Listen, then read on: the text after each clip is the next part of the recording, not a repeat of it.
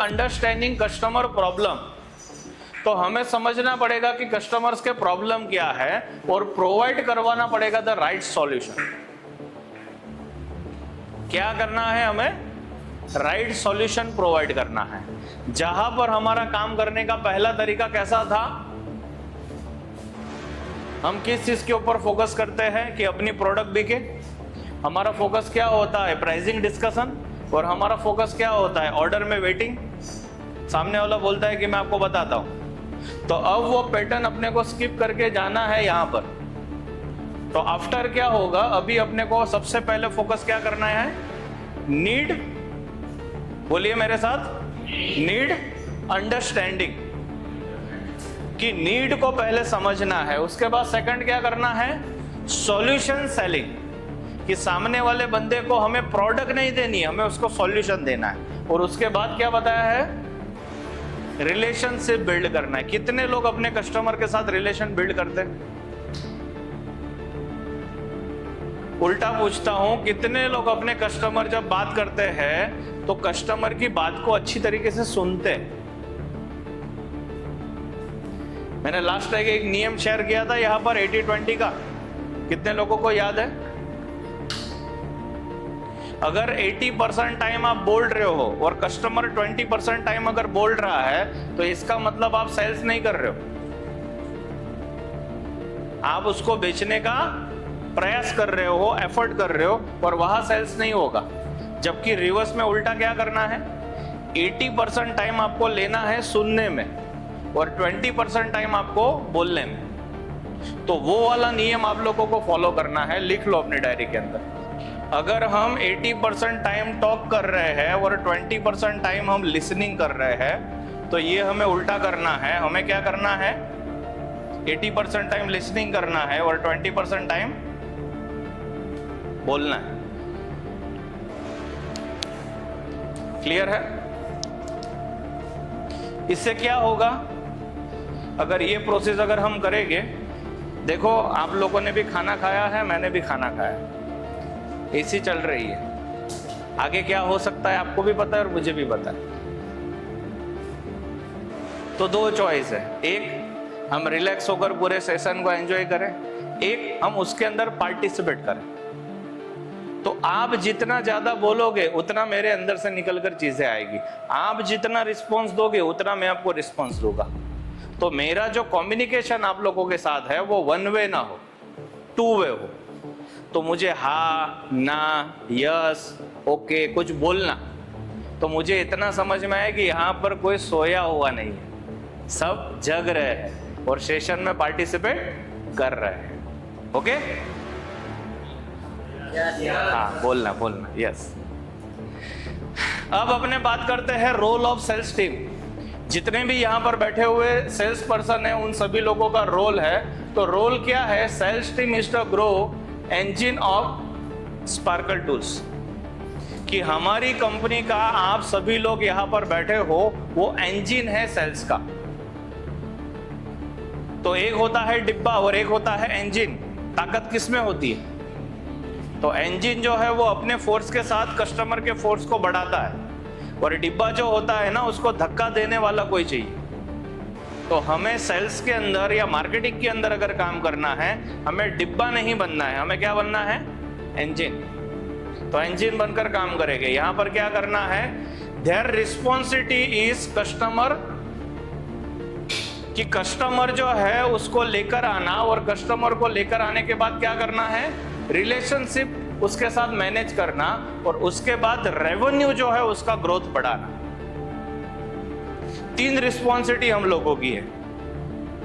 तो मुझे यहां पर बैठे लोग ये बताइए, हर महीने आप कितने नए कस्टमर जोड़ते हैं? हेलो, एक ही बार हेलो, एक ही बार हेलो।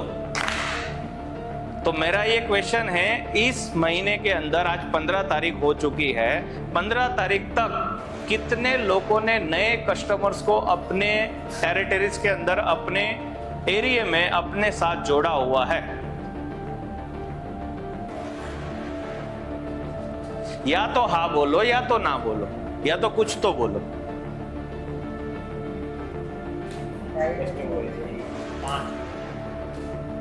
5 कस्टमर नए जोड़े, ओके।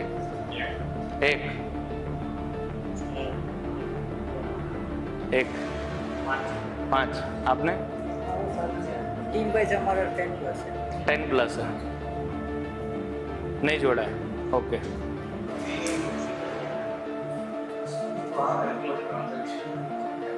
नहीं मतलब जुड़ तो रहे हैं ना,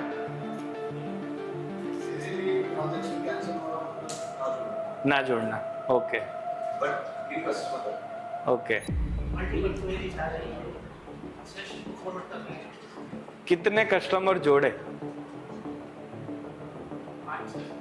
ओके। આપણે સેલ્સમાં નથી, ट्रांजैक्शन नहीं हो पा रहा है। आपने क्या बोला मुझे समझ में नहीं है। 5 આવી રીતે કહો, 5 ओके, नो ओके। एक चीज आप लोगों को समझना पड़ेगा और वो चीज आप लोगों के माइंड के अंदर आप लोगों को डालना पड़ेगा। सेल्स के अंदर एक फॉर्मूला काम करता है और वो फॉर्मूला आप लोगों को अपने काम के अंदर लेकर आना पड़ेगा। कौन सा फॉर्मूला? चलो कितने लोग यहाँ बैठे हैं जो सेल्स बढ़ाना चाहते हैं अपना खुद का,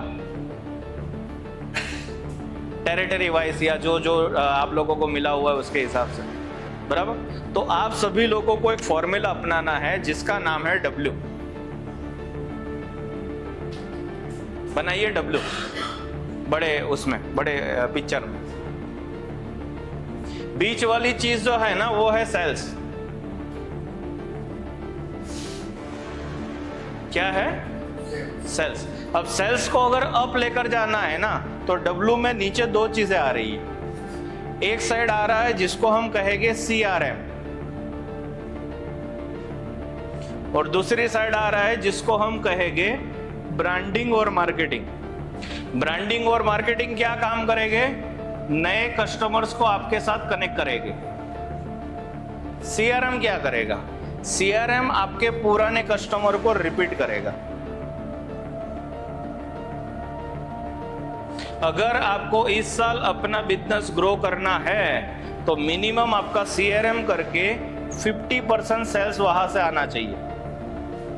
दूसरा 50% सेल्स आपके नए कस्टमर्स के बीच में आना चाहिए, तब जाकर आपका सेल्स जो है वो 100% ग्रो करेगा।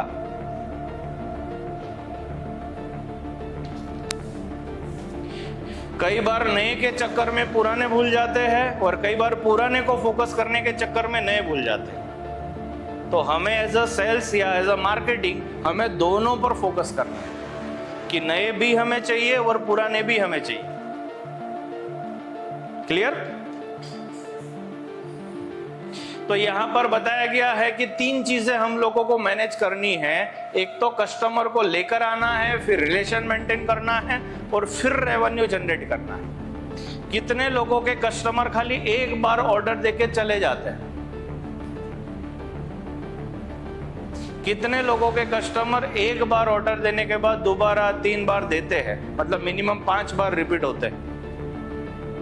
और कितने लोगों के कस्टमर ऐसे हैं जो 10 टाइम 20 टाइम या 20 से भी ज्यादा टाइम रिपीट होते हैं? तो आपको अपने कस्टमर बेस जो आप लोग बना रहे हैं उस कस्टमर को आपको 3 कैटेगरीज के अंदर डिवाइड करना पड़ेगा। और वो 3 कैटेगरीज आप लोगों के लिए क्या होनी चाहिए? A, B, C। A categories का मतलब क्या? जो हाई परफॉर्मेंस देने वाले आपके कस्टमर है, जो पूरे साल में सबसे अच्छा रेवेन्यू आपको देते हैं या सबसे अच्छा आप लोगों के साथ बिजनेस करते हैं। सेकंड कैटेगरी के अंदर क्या आएगा? करते हैं लेकिन 50-50, बराबर। और थर्ड कैटेगरी के अंदर कौन सा आएगा?